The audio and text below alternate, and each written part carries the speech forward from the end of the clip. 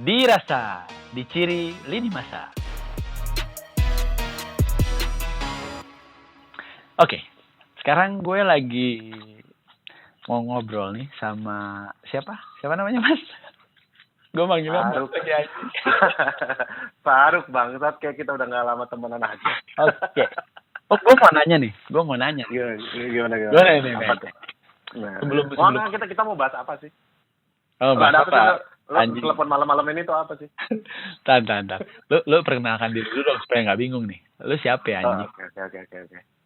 Sesuatu apa yang bisa dispesialkan dari gue adalah gue bisa menyebut diri gue secara jumawa. Gue itu anak atau orang lah ya, orang yang bisa menjadi seorang manajer di perusahaan asing sebelum umur 30. Sebelum umur 30 nyet. Nah, itu ada benchmarknya sebelum umur 30. If you are a manager in 40 years old, ya itu aman ya. Tapi gue udah bisa jadi manajer sebelum 30 anjing. Asik gak tuh? Kalau diukur dari harta ya biasanya ya. Kalau orang kan ukur dari harta ya. Manajer soalnya di mana-mana manajer gampang. Oh iya tuh. Seorang manajer yang udah punya mobil 2 cash gitu ya. Punya mobil 2, punya sopir. Yang sekarang menjadi commercial manager di sebuah perusahaan asing dengan aset pribadi, punya mobil mewah 2 ya. Ya mobil buat kerja lah ya gitu. Tapi if you're saying mobil mewah di atas 350 juta, ya mobil gue semuanya kisaran 500 juta dua-duanya. Dan gak ada yang kredit ya anyway. Emang congkak si bangsat ini. Udah mulai kemana-mana nih, kita kan jadi ngomongin apa nih? Oh ya, sorry. Ngomong depan udah ngomongin. Oke. Jadi tema diskusi untuk saat ini tuh kita lebih cenderung ke arahnya riak di era digital, bro. Iya, ria tuh bahasa Arab kayaknya pamer deh, bahasa Indonesia pamer. Ya, Oke. Pameran. Oh, ini lucu nih. Pameran di era digital. Setuju ya? Pameran di era digital, boleh. Ya. Yang pertanyaan gue sekarang, dengan alhamdulillah rezeki lu bagus, karir lu terus meroket ya. Karena gue juga tahu who you are gitu, lu cuman orang sok pinter ya kan. Yang cuman ngadalin director di kantor lu itu. Ya kan? Masa yang ngadalin bisa next gitu? Aneh lu. Ya contohnya dengan lu berdandan ala Dendi ganteng gitu kan. Terus salah. Bro. Gue tau lah employee strategik itu di internal tuh emang kan gitu kadang ya kan. Enggak dong. Dan gini. Dan Dendi itu kebutuhan image. Ya, in digital way ya. Ketika orang pamer kerjaannya, sebenarnya kan itu dia lagi mau showing what he did gitu kan. Ini yang sedang gue lakukan loh. Tapi kenapa ada istilah pamer di sosial media ya, apalagi Instagram?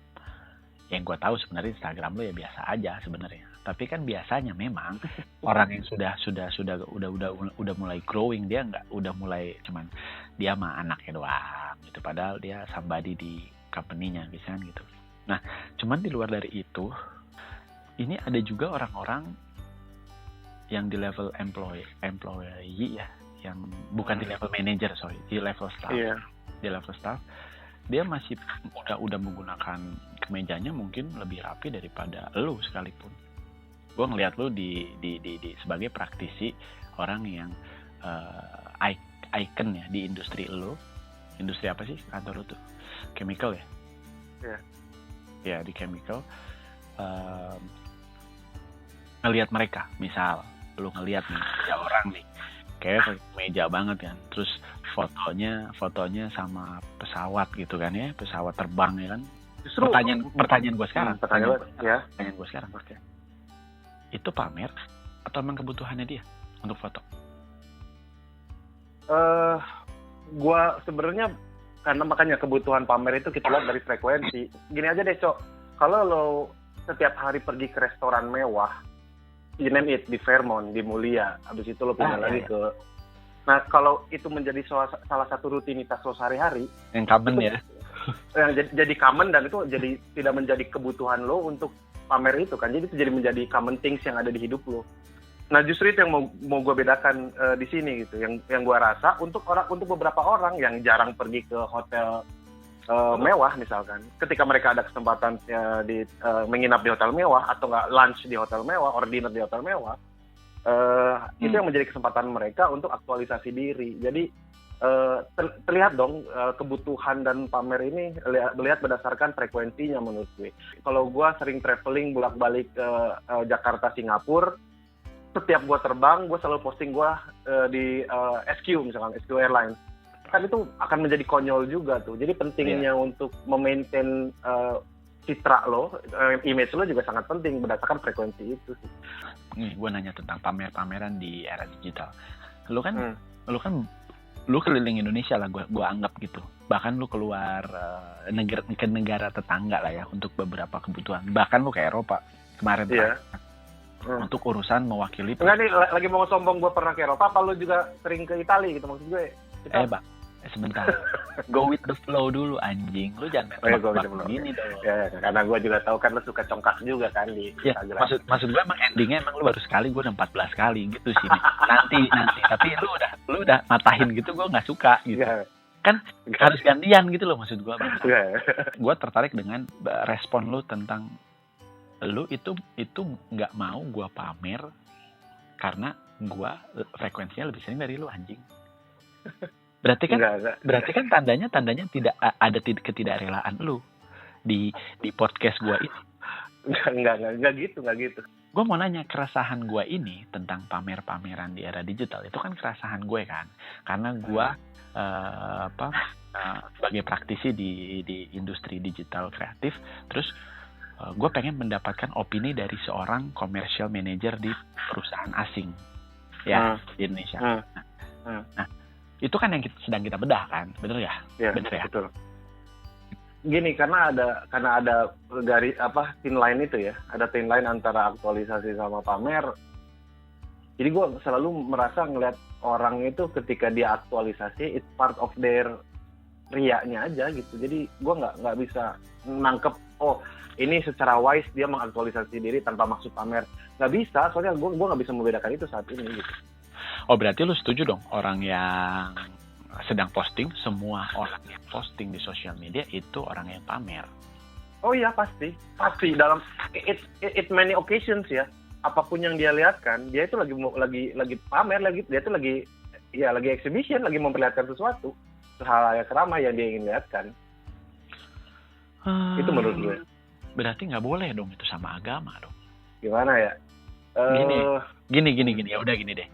Era digital ini kan kalau bisa kan arahnya ke arah yang positif, perubahan yang positif. Nah, dari seorang commercial manager sebagai sering bicarain commercial manager biar nanti terbiasa. Iya, oke. Tapi lu juga udahlah, tadi gue mau aktualisasi diri tapi iya, lo mau bilang director karena katanya lebih kecil daripada commercial manager kan.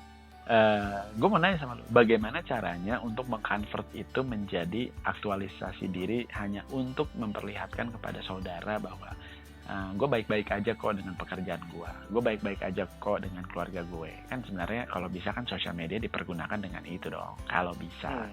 Cuman yang jadi keresahan gue, yang mau gue tanyakan ke seorang itu tadi, CM, lu bisa nggak memisahkan atau membuat KPI sendiri bahwa kalau yang aktualisasi diri itu untuk ngasih tahu ke kolega bahwa keberadaan dia itu sekarang seperti apa gitu, hanya sekedar ingin menginformasikan, nyata adanya, tapi gue mau nanya apa KPI-nya agar tidak pamer? Statement dari gue adalah untuk menjawab pertanyaan itu ya, karena bagi gue rasa-rasanya point of view dari aktualisasi dan pamer itu bagaimana yang menangkapnya, bukan yang mengirimnya. Nice. Paham gak maksud gue? Nice. Benar sih. Jadi kalau misalkan maksud lo dari awal adalah ingin mengabari keluarga lo kalau lo bekerja dan kerja lo alhamdulillah dalam taraf yang sudah nyaman. Baik-baik Mungkin buat saja ya, beberapa baik-baik keluarga saja. baik-baik saja. Mungkin buat orang yang melihat keluarga lo, karena sosial media kan kita tidak bisa filter itu. Tapi kewajiban kita Hah? yang menurut gue adalah kita harus bijak, kita bisa tahu memilah biar meminimalisir interpretasi orang untuk menjudge kita lagi pamer. Nah itu harus ada seni, ada caranya dan ada seninya untuk bisa memastikan. Gini deh, ada beberapa orang yang niatnya pamer tapi dengan bahasa yang tidak seakan-akan implisit, tidak pamer. Nah, ada kayak gitu kan. Iya. Kayak contohnya aduh nih jari aku dia memperlihatkan foto jarinya yang lagi luka gitu pakai hand sanitizer. Aduh jari tadi kepotong sama pisau, tapi bawahnya kelihatan jam tangan Rolex-nya gitu. Nah, yang kayak gini-gini kan sebenarnya walaupun sekarang yang kayak gini mah udah klise ya, orang juga tahu lu tuh maksudnya mau pamer jam tangan Rolex-nya bukan jari yang kena pisaunya. Nah, tapi kalau lu bisa memfilter itu lebih hati-hati lagi sehingga orang bisa ngerasanya naturalnya. Nah, menangkap itu menjadi natural itu agak susah di hari ini di sosial media saat ini. Orang udah kebanyakan negatif duluan sebelum orang itu menilai lebih jauh begitu. Oke, di posisi lo yang sekarang, lo kan berarti bisa melihat partner kan, atau partner bisnis atau enggak partner bisnis atau kolega. Jadi beda ya, ada hubungan bisnis atau ada hubungan yang non bisnis. Nah, kedua ini. Nah, berarti semua orang yang di-share di sosial media di era digital ini, lo akan selalu mikir, ini rasa-rasanya orang pamer nih. Gitu dong berarti. Homogen dong berarti. Rasa-rasa itu berarti homogen dong. Gue mau bertanyanya gimana caranya, gue kembali ke pertanyaan, KPI-nya supaya tidak pamer. Gue mau challenge lu itu. Lu jawab sebagai commercial manager. Kan lu orang yang punya pendidikan sih, pendidikan lu mah biasa aja sih. Lu kan bergaul dengan orang-orang yang di level manager ke atas. Iya. Kan? Nah, melihat situasi itu, lu kan punya KPI dong. Ini orang pamer atau enggak? Ya, itu agak susah juga sih menurut gue, karena untuk memastikan orang tidak mengasumsikan itu pamer, lo harus memastikan orang itu tahu positioning lo. Yang gua rasa sih seperti itu. Paham nggak maksud gue? Berarti tandanya kita harus kenal dulu sama nih orang. Kalau nggak kenal, pamer dong berarti. Positioning berarti kan lo tahu culture-nya dia bekerja, tahu culture dia berkeluarga gimana, terus berhubungan baik sama orang lain, kalau sopan, terus ketika lihat fit kayak gitu, oh ini nggak pamer, soalnya orangnya baik, gitu dong berarti. KPI-nya berarti lebih ke berkenalan dengan orangnya di luar dari sosmed ya. Bisa diartikan itu ya bisa diartikan begitu, dan itu butuh effort dan waktu ya. Iya. Jadi untuk secara spontaneous, kalau gue nggak kenal seorang Ponco, tiba-tiba gue ngeliat Ponco tuh siapa sih, gue lihat Instagramnya Ponco yang sekarang lagi di Itali gitu, fotonya sekarang terakhir misalkan profile picture-nya lagi di Itali, mungkin gue langsung berpikirnya ini orang siapa sih, sosokan foto-foto di luar negeri mulu isinya.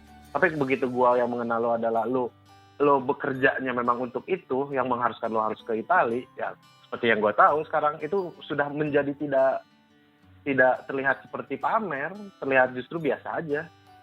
Itu jadi memang itu yang harus dibidik. Makanya di sosial media, gue tahu biasanya di sosial media adalah siapapun bisa melihat lo dan menjudge lo dalam waktu sepersekian detik setelah ngelihat foto lo misalnya. Dirasa, diciri lini masa.